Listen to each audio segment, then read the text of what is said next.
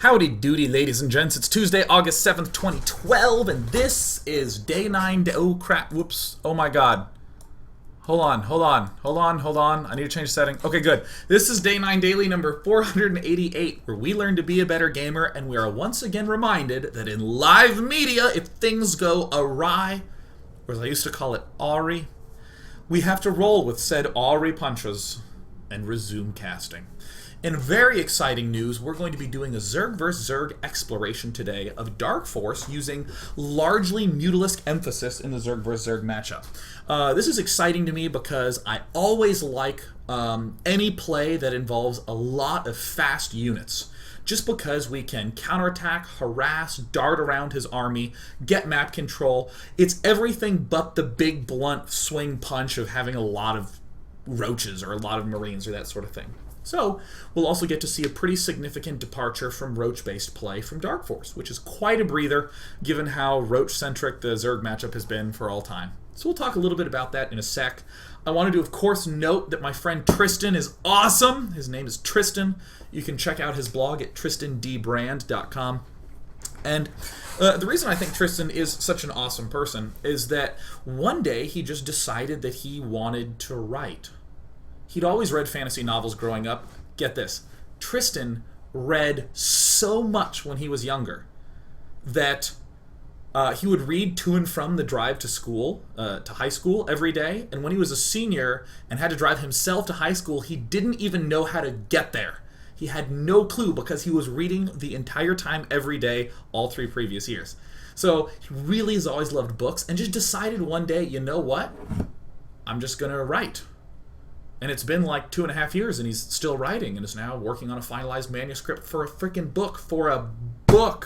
He just and he doesn't even do it full time. He works a full technical QA job at a big ass, badass company called Palantir and then just writes. Yep, it's a little wrinkly, the shirt, but we straighten things out. So of course that's totally kick-ass.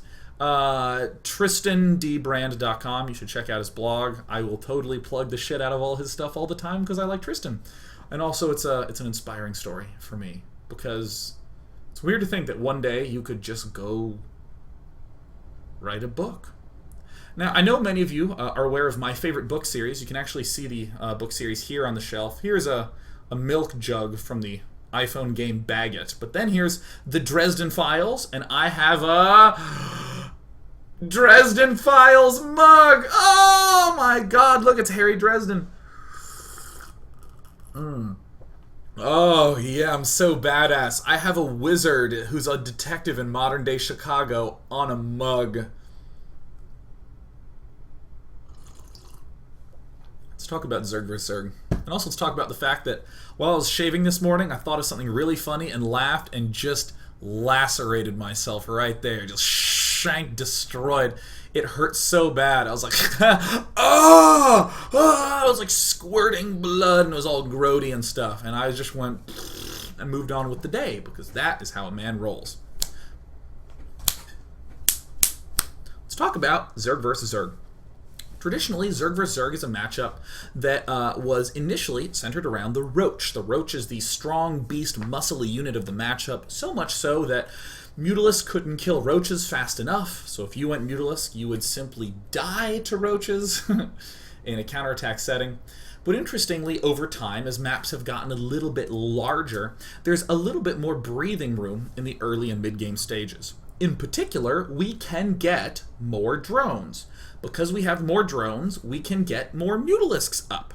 And you might be saying, well, doesn't that mean that he can get more roaches up? He still can get kind of a few more roaches, but the important thing is that you're still generally on 2 hatches when you're comparing the older to the newer styles. And on 2 hatches, you still have the same amount of larvae, which the fact you know this doesn't really matter. In other words, the old roach attacks that used to just freaking kill us don't kill us anymore. We have enough to be able to defend. We have the resources to be able to swap that aside. That said, the roaches still tend to have somewhat of a dominance in the mid-game for us being able to just do damage to the other person. The early game is a little bit more defined by the Zergling because it's so fast and can counterattack more now that there's bigger distances. But what I love so much about the play we're going to see from DarkForce today is that it emphasizes speed Zerglings and Mutalisks. A lot of counterattacks, a lot of space control, and then whether we get a lot of roaches or not, we're not going to focus on roaches. Roaches are going to act as more of a stepping stone. These games are from the recent TSL4 matches that I casted this weekend with, I think I did these with either Husky on Sunday or with DJ Weed on Saturday. I can't remember. But we're going to be watching these TSL4 games. Definitely check that out at teamliquid.net. Go check out their Team Liquid Star League 4, TSL4.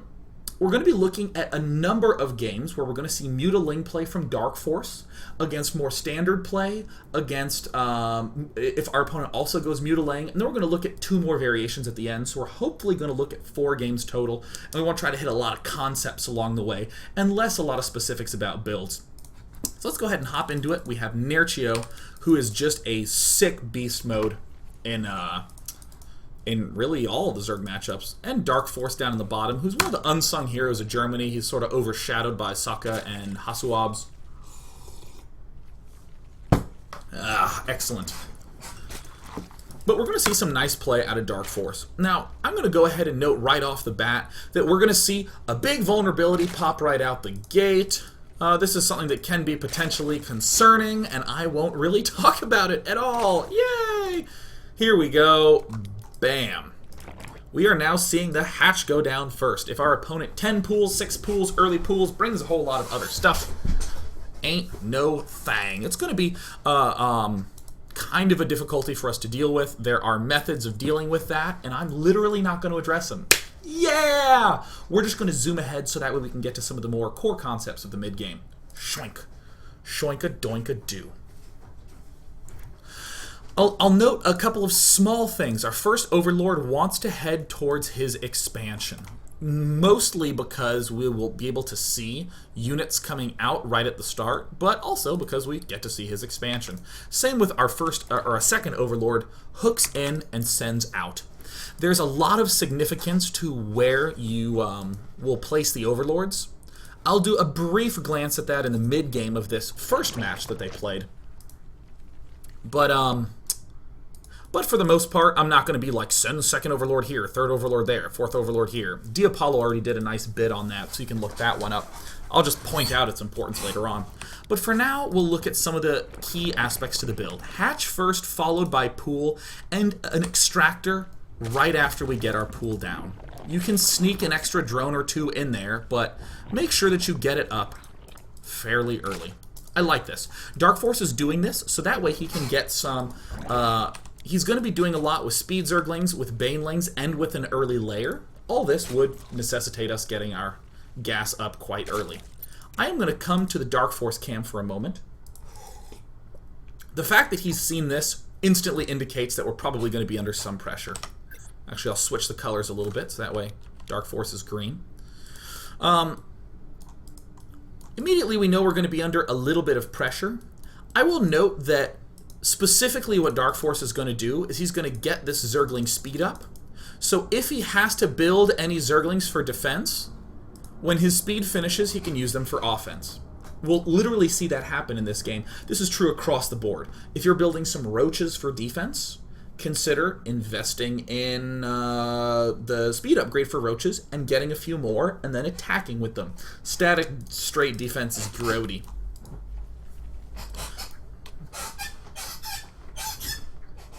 Excellent. My chair is feeling particularly squeaky today. DarkForce does a nice tactic against any sort of normalish timings. He's just going to run around in circles, not rally anything to this expansion, and then when he gets 8 lings, he moves out. 8 is kind of a money number of Zerglings, because right when you'll get 8 Zerglings out, your queens will be popping out as well. There's only just now been some investment in droning after the 8 lings, but these overlords let us see that nothing else was coming. So in the early game, essentially what I'm illustrating is that we can build some Zerglings, but this Overlord literally that we're looking at, nothing's coming, nothing's coming, nothing's coming, nothing's coming, nothing's coming. Yeah, okay, good. I guess I don't need to do anything. If for some reason if for some reason Neato had a whole bunch of Zerglings saved up, that's one of the reasons why we did rush for this Baneling nest. He moves out with a whole bunch of units now. We can defend. So DarkForce is quite literally just going to follow everything up with a reasonably timed spine crawler. He does have 2 queens out, but you'll notice this queen has a lot of energy. This hatch doesn't have another set of larvae on that. DarkForce is playing somewhat conservatively.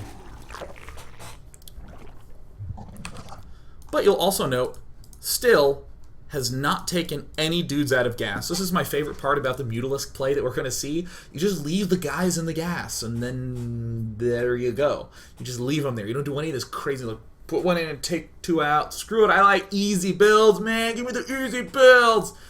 I like the easy builds. Cool. Continuing to build drones. And Banelings before layer, great. Now, I loved this move that DarkForce did. This is so slick. What a badass. Again, we built 8 Zerglings because we were under duress early on. And now we get some Banelings up. Remember this concept I was saying before? Don't just make stuff for defense. If you make stuff for defense and then we don't see any units coming, let's go do some offense. This is a nice little maneuver that we're going to see out of DarkForce. Just advances right on up. Encounters a couple of Zerglings. Pow! Pow with the Baneling. And while all this is going on, nice little slick play, just builds a layer when he can.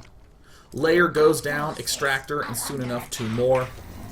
But most importantly, drones all the while. A Baneling continues to join into the foray. Notice how not over the top this attack is.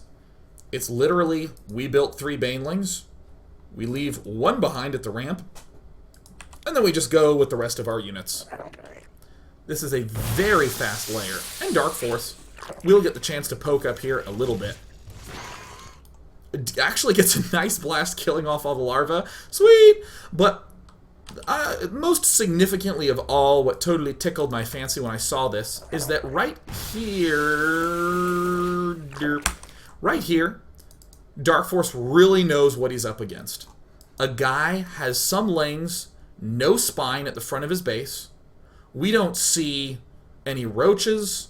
And most importantly, we see the Arnie here, which means there's 0 possibility of a counterattack just taking us off guard. Alright, nice.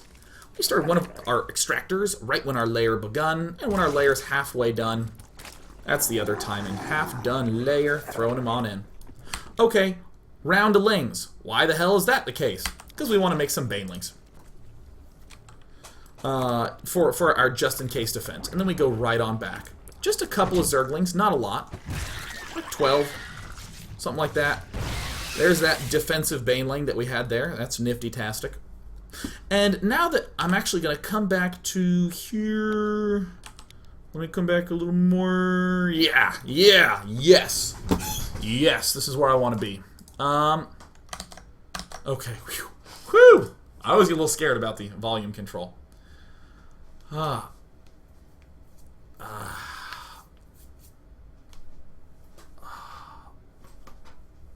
Good. How to just get those cricks and cracks out. Alright, we're at the 7-minute and 10-second mark. We're still in the early game phase. But I'm going to start speeding things up a bit. Up to this point, we saw some really important basics, always leaving the guys in the gas to just help us pace our own build. We get the layer whenever we could. Nice. And then the follow-up to that is that we do this little push out with our Ling Baneling, and other than that, we're kind of droning the rest of the time. Here is where we... Fuck this chair, why is it so squeaky today? Alright, rearranging them wheels. Okay, the rest of the time, we're going to start speeding things up a little bit. We'll probably get about halfway through this game before the end of part 1. Around 7 minutes, we'll either see an expansion or not. Not really going to affect our build too much. We go for the Spire right away. We leave one Baneling behind, and we try to poke with our Zerglings. We don't do too much with Banelings right now. And I like this. This forces our opponent under a little bit of pressure. And we've still been largely largely droning and overlording. And notice how our overlord placement lets us see a counter, see a counter, see a counter. We have the front covered. We can see what comes out of his front, and we can see his third. Your first overlord of the game will first go to his natural expansion, and then we'll dart on up to go check out his third. So here's somewhat of an interesting moment in Zerg vs. Zerg. This is traditionally where we suddenly say to ourselves, oh my god, I have 50 or so drones. I would like to get up to 75 pretty quickly.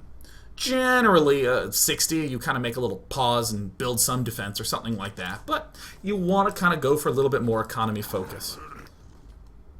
We've been going economy right now. We're going to check for threats.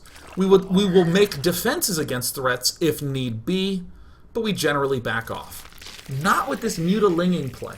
DarkForce is actually going to intentionally build quite a few additional Zerglings. We're making the Banelings for defense and all that good jazz. Mutalisk coming up, but look here, Zerglings coming out. This is the kind of unusual play that we'll see DarkForce make in a number of games.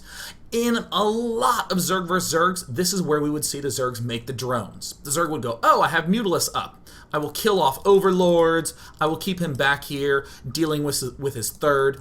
But this Zergling play ends up being quite brilliant from DarkForce. This control's just hard, so, you know, try to be good. But the Mutalisks pop out, and DarkForce is going to swing into full-out aggression.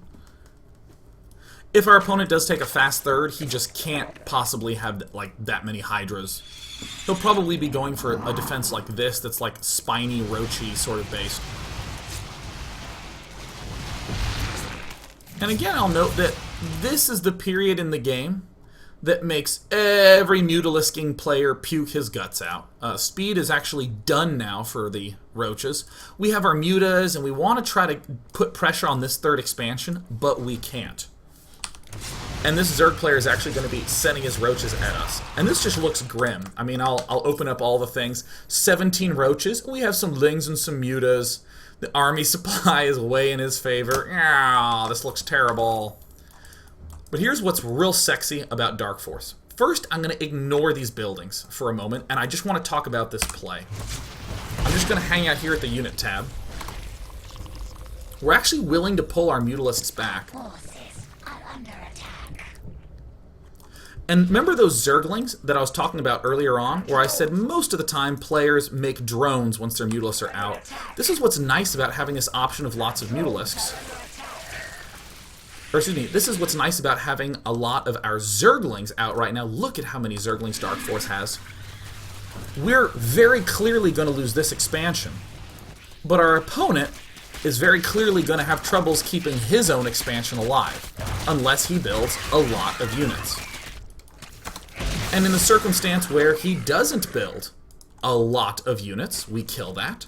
And even so, I will point out that we have not made any extra Mutalisks. We've only made 9. The rest of our time has been largely devoted to linging. Just building lots and lots of lings. And this is something that will happen very often with a Mutalisk versing roaching player. A big roach counterattack, but because we built so many Zerglings, and we have these Mutalisks up, we can actually just outpace and pick off all of his stuff. Now, to note, I will point this out because it's real significant. Here's our expansion building. I want to direct your eyes to the production tab for Neato. It's very easy to say something like, oh, well, Neato did this attack with all these roaches. It wouldn't have worked. He would have been able to get home safely if he had not made that many drones. But if you look at the production tab for Neato, he only actually builds six or so drones in the course of all this. And the rest of it has been Zerglings. Now he's starting to re-drone. And we still would have been able to catch these off guard. Everything I've said thus far is pretty simple. This counterattack from a roaching player used to work, but now it doesn't. Dark Force, by overbuilding Zerglings, right as he was taking his third, he can catch this off guard and still put up a huge threat where he was able to take this out. Yeah. And the other thing that I want to note is that Dark Force, while he was going for this Mutalisk play, he actually stopped after he made his initial 12 or so. He only made around 12 Mutalisks. And what did he do with the rest of his money? I'll actually show you. There's his spire going down. With the time he gets for himself, he's actually going to be getting upgrades and infestors mega early. Here's the Mutalisk under production. Roach Warren, Infestation Pit, and where's the Evo Chamber? There it is. So he's actually ahead of Neato in upgrades. Neato hasn't started his upgrade yet. He is ahead of Neato in this gas production. Or at least he could have been. Definitely has the money to. Come on, there it is. Dark Force actually had a huge window to be able to do stuff with this, and his roaches are going to be a little bit behind, but Dark Force has set himself up quite nicely. So basically what we've done in part number 1 is we've seen this opening, how he got past the early stage of the game by putting on a little bit of pressure with Ling Baneling. Then we saw how these Mutalisks popped up and allowed us to put pressure on our opponent by attacking him directly, but it also allowed us to deal with some of these pesky counterattacks that were killing us a lot. And now what we're going to do in part number 2 is look at how the opening of the Mutalisks forces our opponent down some certain paths and how we're going to exploit it. Great, cool. Clean, done, easy part 1, see you in part 2.